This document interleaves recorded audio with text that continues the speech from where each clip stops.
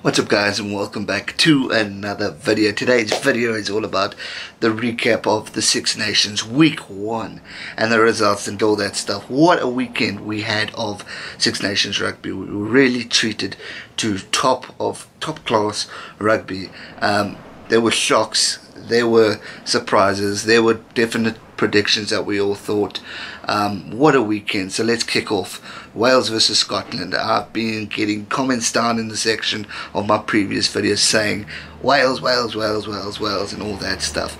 Definitely to all the Welsh supporters watching, to all the Welsh fans, to Welsh rugby team, everything, well done on your victory. It was truly an incredible performance, top of the range. It was a tough prediction to make. I really thought Scotland would have just beaten them by 5 or so points. I was expecting a tight game, a close game, a better performance from the Scots, but that didn't happen at all. Scotland did not show up, and Wales just totally dominated them. A lot of talk of saying Wales were going to be weak because of injuries. Obviously Scotland had injuries, but to me that's not a good enough excuse for the type of defeat that happened when Wales beat Scotland. So credit to Wales on that victory. A true smashing and a true performance, and it's definitely a team to watch out for. A lot of you have said, and I couldn't agree more, Wales you cannot write off at this stage.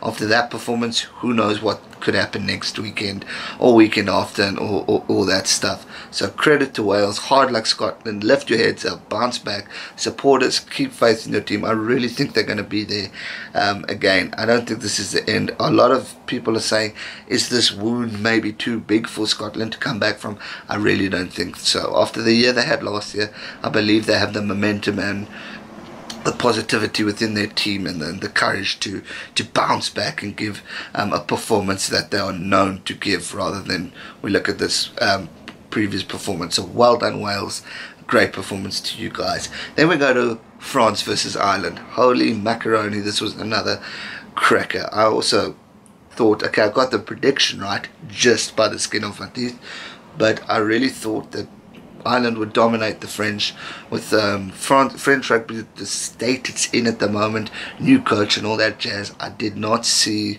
them putting up a fight. Not saying that they aren't capable of it, because we clearly saw they are, but Ireland definitely weren't there on the day.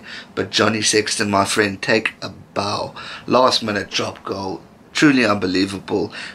Definitely showing the class that he's in, and he's right there with Beauden Barrett as the top fly-offs in the world. True brilliant performance, and that's what a fly-off is there to do, to keep his cool, to keep the momentum and all that stuff, and to slot it in. We saw it with Johnny Wilkinson in the 2003 Rugby World Cup. We've seen it in many occasions. Even the Springboks have had moments like that. So well done Johnny Sexton and Ireland for winning that game. It was definitely close, and once again we can't count out France after that close performance, because a lot of us have been saying Ireland are the team to beat. Ireland could win the Six Nations and all that stuff.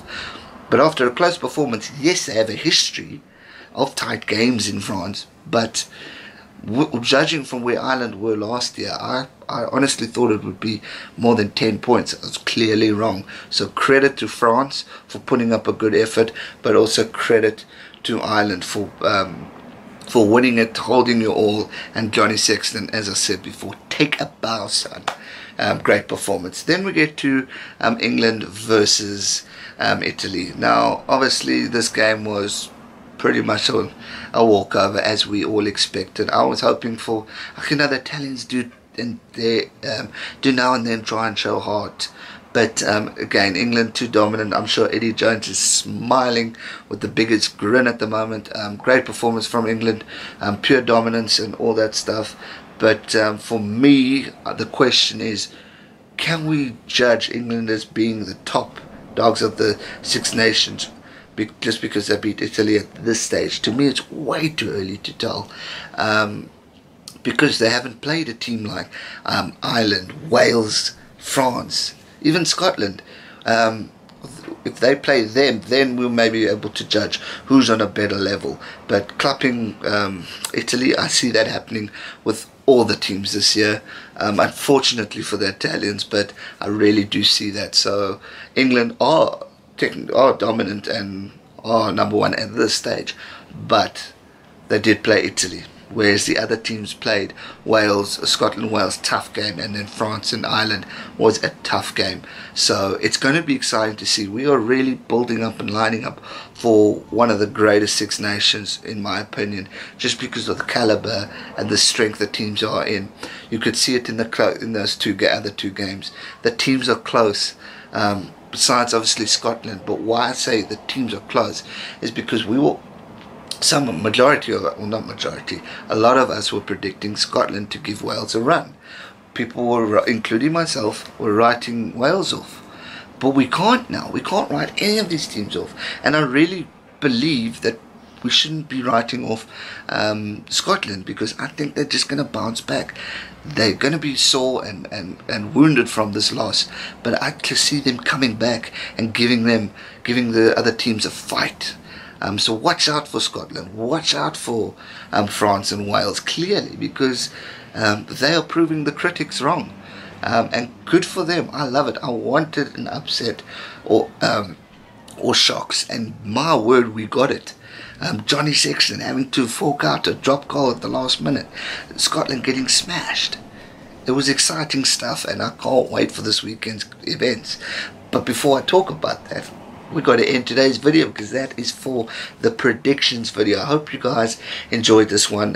What a great weekend of rugby, and I can't wait for this weekend. So I hope you enjoyed it as much as I did, and I'm sure we're all excited and looking forward to this weekend's round 2 of Six Nations rugby. I can't wait. I hope it's edge of the seat, nail biting material. I really am excited for it. So that's going to do it for today's video. Hope you guys enjoyed it. If you did, hit that thumbs up button, and if you haven't already, make sure you subscribe to this channel so you can keep up to date with future Six Nations videos. We got Super Rugby coming up next week. I'm going to do a video on my thoughts on Alistair Coetzee getting sacked, and obviously predictions for Six Nations is still coming this week. So make sure you've hit that subscribe button and glued to YouTube, because exciting stuff is coming with the rugby we're getting. Turn on the bell notification, and I'll see you guys soon for another video. Stay safe and never give up. Cheers.